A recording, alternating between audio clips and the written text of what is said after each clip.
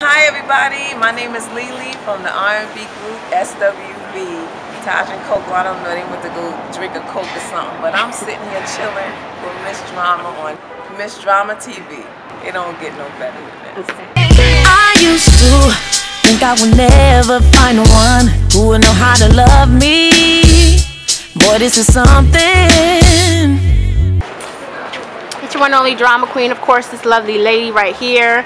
She's representing SWV, and we've been talking a lot about this album, I Missed Us. Yes. And I want to talk about just some of the songs on there, because I feel like, you know, coming back together, it's not always an easy thing to get in that studio, get acclimated to that. So talk about the most emotionally charged song for you on the album, if you can give us some insight. That is the best question ever, because this whole, probably 90% of the songs that we recorded, they were so emotional to me. Like, I never really paid any attention to the lyrics until I actually had to go and record it and we sang it. But I would say if I had to choose one, it would be Best Years. Best Years, okay. Yeah. And just, you know, talking a little bit, I was talking a little bit about R&B and kind of, you know, the sound that's currently out today.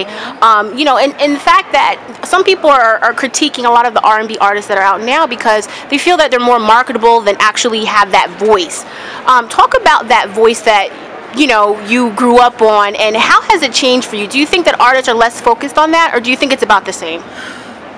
Real talk, of course. Yeah. You know, honestly, I really don't, I can count on one hand a real R&B artist that's out today. A lot of this stuff that's out to me is more pop. R&B feels a certain way, you know, I mean, and the music that's out today don't really make you feel that way. But I mean, I'm not, you know, everybody just do what they do, but I think that authenticity in R&B is just not there. Okay. And then, of course, you know, we were talking a lot about, you know, as things evolved and they change. So kind of give us your perspective on what's coming up in regards to you guys. Will you kind of fall into that groove, you know, to some degree of some of the things that a lot of artists are doing in regards to, you know, there's more dancing now, they speed up the tempo. Have you thought about those aspects when it comes to your music as well? Well, SWV, from day one, we've always been considered R&B hip hop. Right. Because of, I guess, where we're from. We're from the Bronx and Brooklyn, New York. Exactly. So everything about where we're from was hip hop. Right. It was all about this and the, you know, shaking the head back and forth and just that whole feel good hood stuff. And I don't think anything is gonna change. Like if you know the old SWV, I don't think anything's gonna change. Yeah. Okay, and I know we gotta wrap it up, but just quickly, there's been a lot of reality music shows that perhaps I would say have helped a lot of artists really spearhead their career. So let's talk a little bit about that. Do you feel like there's that a lot of these shows, let's say The Voice or American Idol, are good facets for these artists who are trying to get to that next level? You know, that is a very good question, because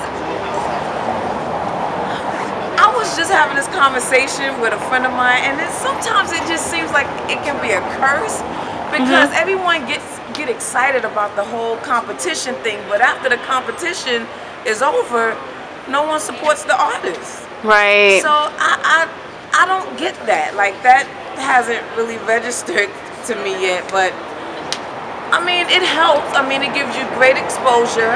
If you don't make it in the business, I'm sure you'll get a job somewhere in entertainment. You know, so I don't think it's a bad thing, but sometimes it seems like it's a curse. Yeah, okay. That's very interesting. Don't get supported as much as they should. Now, would you ever be featured? I see a lot of not only R&B acts, but just, you know, acts who've been out and maybe are kind of looking at different, you know, opportunities in their career, that join reality shows like Real Housewives or, you know, Love and Hip Hop or maybe Love and R&B. Would that be something that you, or maybe even talking to your other group members, would that be something that you guys would ever do? We love reality television. Okay. And we talk about them like a dirty dog, and we get pissed off. I mean, we get to the point where we feel like they in the studio with us and we starting to fight, but we continue to tune in, and I think that's what they want. That's what matters. Exactly. At the end of the day. They want you to continue to tune in, you know, week after week. So I definitely would consider that. You would consider that? Yes. most definitely. Is there a bottom line for you? Like, okay, you can get me and the girls, but my family needs to be omitted. I mean, what's the bottom line for you doing something like that? I think it depends on what your purpose, what the story you're trying to tell. If it includes, well, my kids are older. My daughter's 23 and my son is 21, and there are some aspects of their life that I would like to share with the public, because we don't live perfect lives. Right. Our kids don't live perfect lives. We go through the same things that regular parents go through. You know, so that's true. Of course, I mean, it depends on what your motive is for doing it. And I think I would actually like to show a couple of personal things, just to tell a story and to teach somebody. That's wonderful. Somebody else. So. Who is SWV as of today? Who would you say? SWV is the same group we were in '92, just older. Okay. Okay.